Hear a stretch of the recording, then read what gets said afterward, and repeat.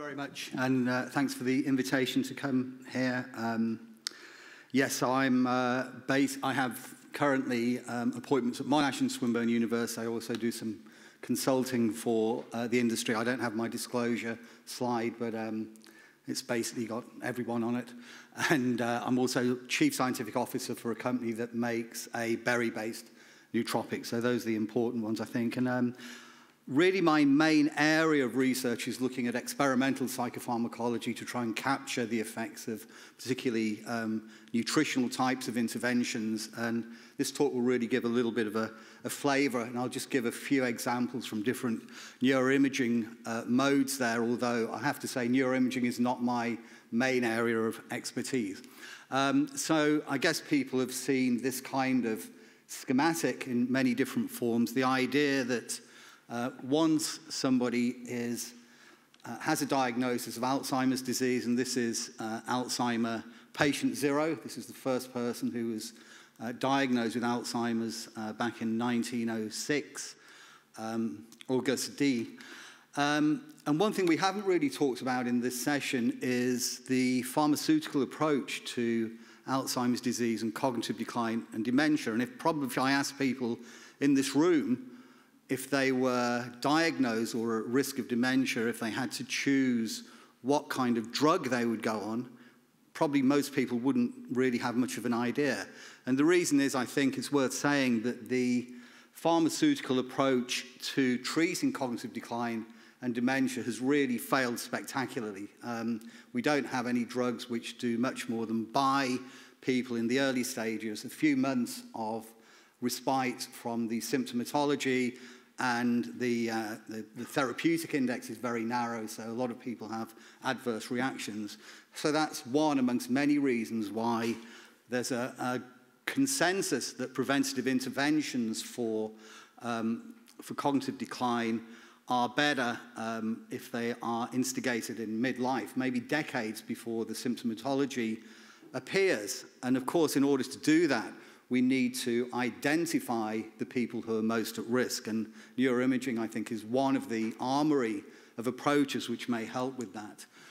We've already seen this schematic before from the Lancet Commission on Dementia, just showing that although diet isn't explicitly mentioned in the guidelines, that there are a number of factors, lifestyle factors, hypertension, alcohol use, obesity, diabetes at various stages, which we know are amenable to nutritional interventions. And this is just putting it in a different way, which is another reason why the pharmaceutical approach has failed, is because it does one thing. It tries to prop up neurotransmitters, and we know that the dozens of neurotransmitters in the brain are beautifully balanced. And so if you simply send in a drug which props up acetylcholine, in the case of the cholinesterase inhibitors, it's likely to throw different systems out of balance. It's worked to some degree in dopamine for Parkinson's disease, but that's an exception rather than a rule to this approach.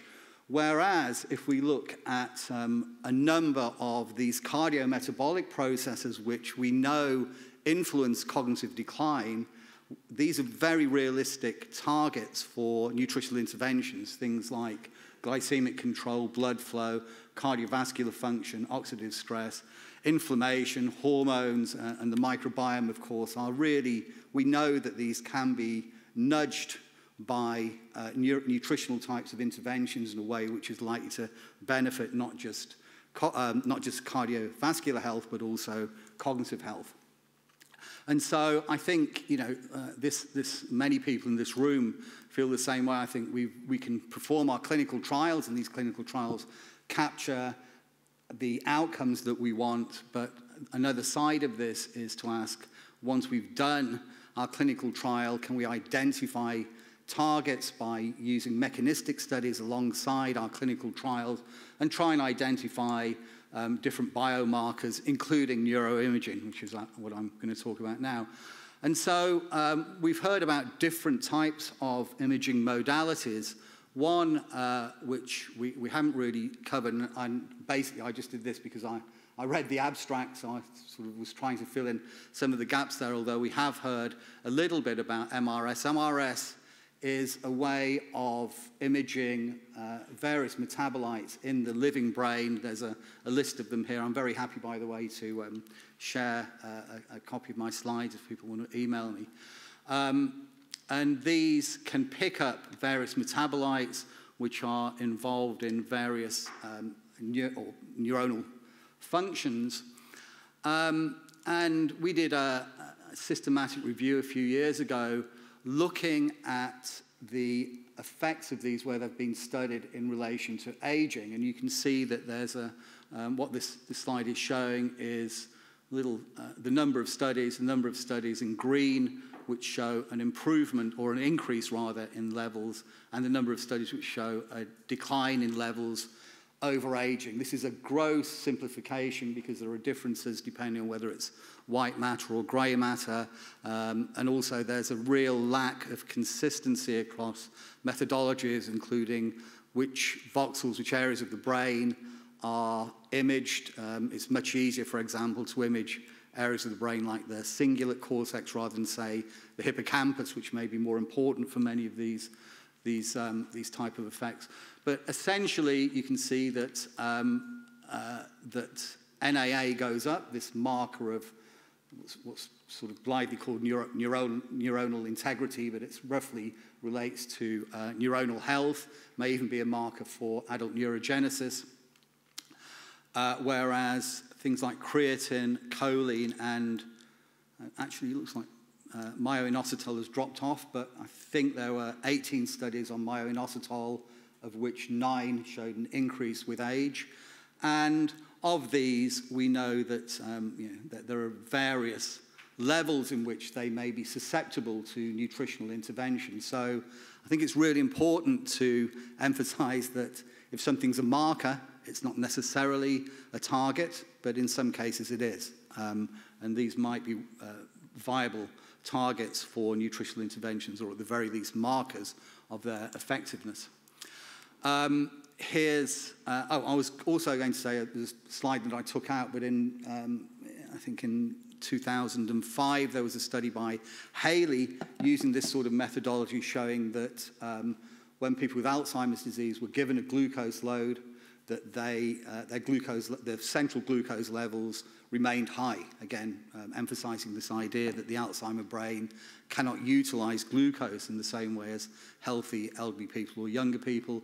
This is another pretty old study, about a decade old now, just showing that really this idea of looking for a neural signature of people who are susceptible to progressing to Alzheimer's disease. So this is showing that in general, people with lower levels of NAA are more predisposed to convert to Alzheimer's disease. So and this hasn't progressed much in the last decade, but I think there is some promise in looking for these kind of neural signatures.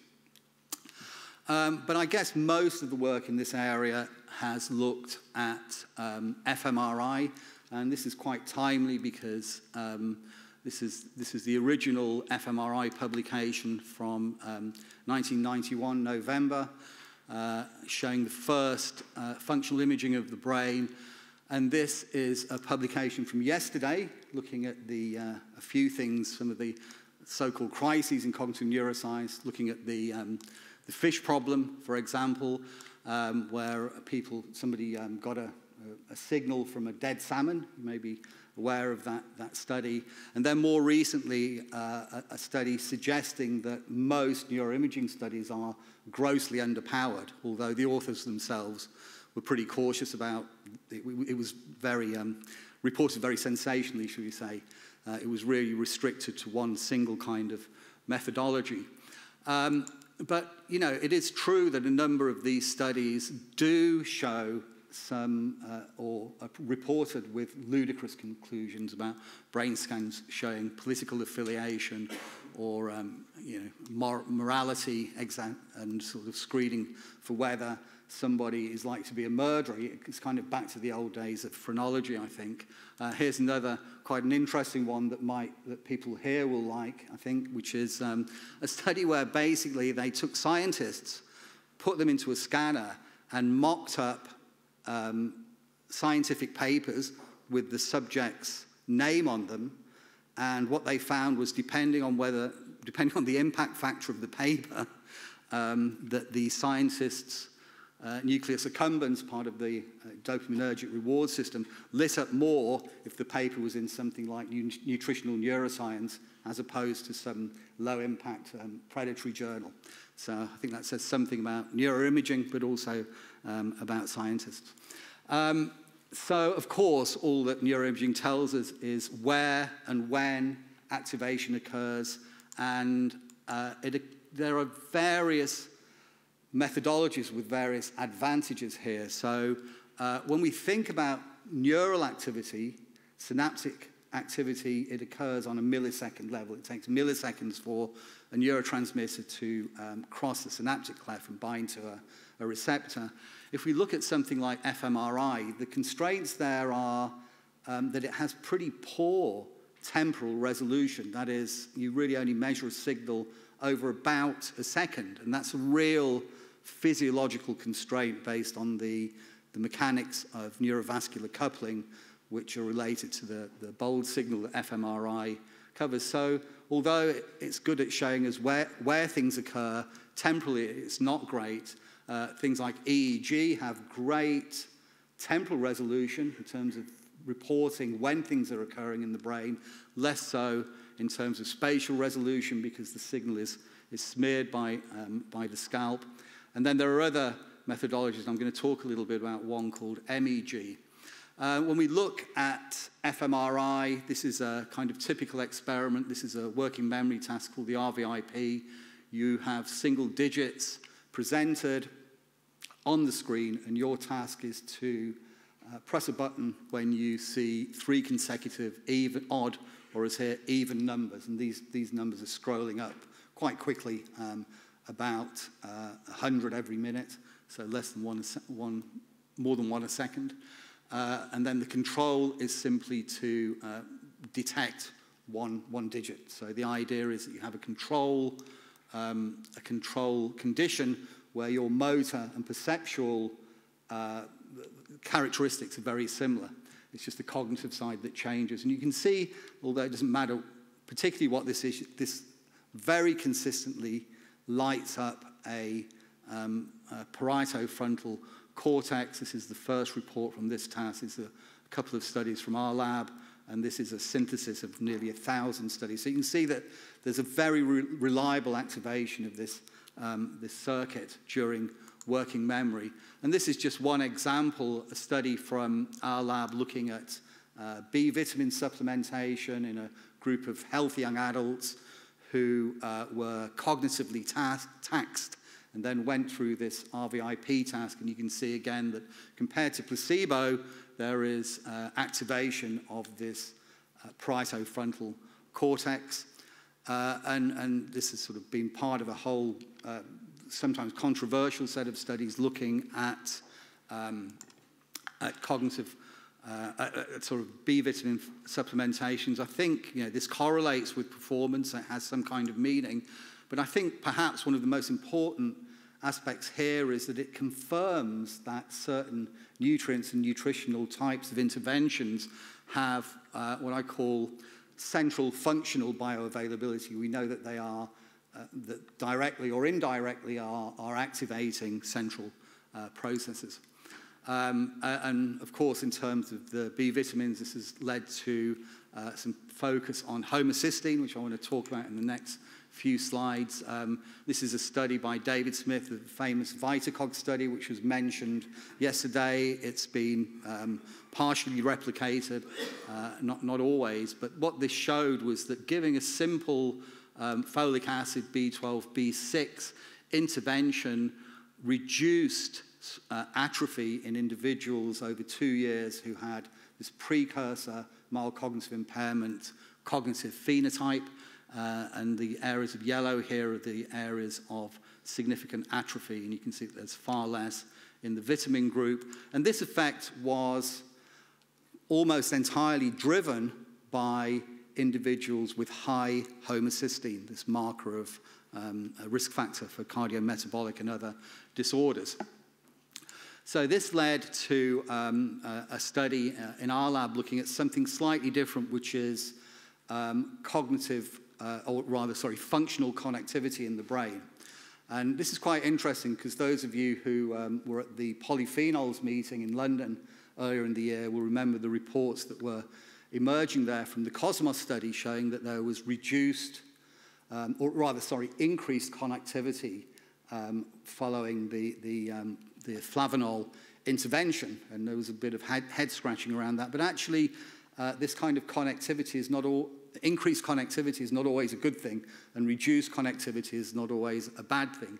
So this used the task where an individual is presented with a series of pictures here, and then they're asked to remember the location, which is more difficult.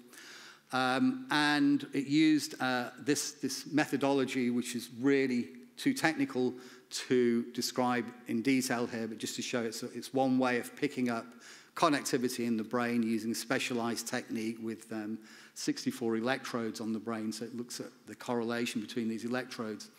And what we were particularly interested in here was something called the default mode network or networks. And the default mode network is something that kicks in when you're not doing very much. So if you're just daydreaming, or if you're in a neuroimaging symposium and you just your mind's wandering off, what happens is that this default mode network will kick in. And it seems to have a number of benefits on its activation in those circumstances. But one thing that's important is it's important to be able to switch out of that default mode network in circumstances where you need to engage in cognitive processing. So although it has probably is beneficial, there are circumstances in which you need to relax and get out of that default mode network. And in fact, just as an aside, this seems to be part of the way in which psychedelic therapy for depression works, by being able to somehow get rid of those constraints. So this is just showing that the number of electrode pairs which reach a threshold of significance here actually are negatively correlated with cognitive performance on this task, which makes sense in terms of the DFN here. So it's allowing people to switch to the cognitive task. And at the same time, the amount of homocysteine, the individual blood levels of homocysteine correlate with the number of electrode pairs, so with this sort of connectivity. So this sort of fits together quite nicely. And this relationship between, and this is obviously just, it's not fluctuating homocysteine, it's baseline measures of homocysteine. And so, yeah, it seems that there's a link there. That link disappears when the people in the cohort with homocysteine above 11, which is the consensus statement for homocysteine being a risk factor for cardiometabolic diseases, were excluded. So that threshold seems to be quite important. And then just putting it all together, it does seem that there is this link between homocysteine, which is modulating the default mode network, and cognitive performance. So it might be an interesting target for people at risk of cognitive decline. And then just for the last part of my talk, I'm going to talk a little bit about the hippocampus, which we had a beautiful introduction from Sandrine yesterday. So I won't say too much about that. This is an image from our lab from my postdoc, Dave White. But one important thing, I think, which I think Sandrine really explained very well, but just to remind you, is that the human hippocampus, unlike other areas of the brain, shows this non-linear decline or atrophy. So the size declines non-linearly compared to other areas of the brain. And at the same time, as we learned yesterday, the hippocampus is one of a couple of areas in the brain which might be capable of adult neurogenesis, and it's also exquisitely sensitive to these so-called lifestyle factors, things like exercise and nutrition. So we've looked at it, and these are a couple of studies on curcumin, and a few people have seen this slide before. I have to apologize beforehand because this was made by my PhD student, Kate Cox, and I think she just discovered PowerPoint animation, but here we go. She also loves curcumin, but what you can see here, can I switch that off? Yeah. What you can see is it has, like many of these flavonoids, it has these polypharmacological effects, and including a number of effects which are this sort of rosy, onto the rosy haze around them, which are relevant to cognitive function. And so we've done some trials using, in this case, MEG. So this is actually Kate in the machine. So there you go. You can blame her. Which looks at changes in the brain's magnetic field. And the advantage of this methodology is that it is very sensitive to both spatial and temporal effects. So it has excellent spatial and temporal resolution. And we've used for this study a number of hippocampal focus tests. So in this case, it's the virtual Morris water maze. If you want to test hippocampal function in an animal model, this is the kind of canonical test here. You drop a small rat or mouse into this cloudy water, swims around, and finds a hidden platform, and uses spatial cues in the environment to find it more efficiently on future trials. You can manipulate the characteristics of that in a number of ways. And this is the human version where we drop our humans into this virtual pool, and they use a joystick to find the hidden platform. And it essentially shows exactly the same characteristics behaviorally, as you can see there.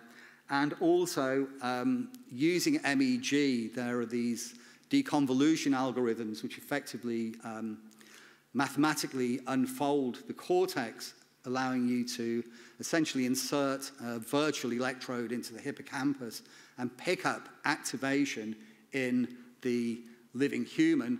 And what you can see is that this activation correlates with performance. It declines with age, just like it does in rodents, and performance declines with age. And this is just showing that in, this is a 12-year trial of a specific curcumin product, and you can see that after 12 weeks there was an improvement in performance on this virtual version of the Morris water maze. And here's a more kind of standardized test of hippocampal function, pattern separation or mnemonic similarity. And again, just to talk you through it very quickly, the idea is that you're presented with a series of pictures here, and your task is to say whether or not you've seen that object before. Now, when the objects are very similar, like a Rubik's Cube in a different orientation, or these very similar tools and pumpkins in this case, the more similar a new stimulus is to a previous one, the more the hippocampus has worked. So it's also similar to, say, if you see a relative of somebody you know in the street, you're looking at their face and thinking, do I know that person or not? They look so familiar. In those sort of circumstances, the hippocampus is working very hard, and you can see here some work from our lab just showing that in the hippocampi here. And this specific task seems to be very sensitive to neurogenesis. There's a lot of indirect evidence to show that, and this is just showing from a group of nearly 100,000 people in a very similar task, a decline in the ability to correctly reject similar stimuli, but not to correctly identify stimuli that you have seen before. So it's not to do with any sensory or perceptual deterioration, it's to do with the cognitive processing specifically.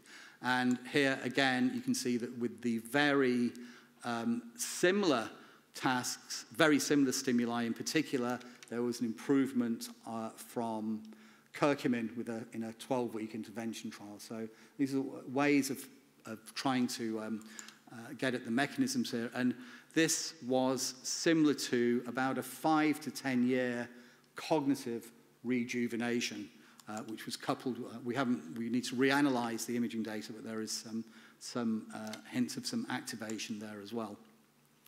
So the conclusion is that neuroimaging can offer insights into a number of things like functional central bioavailability.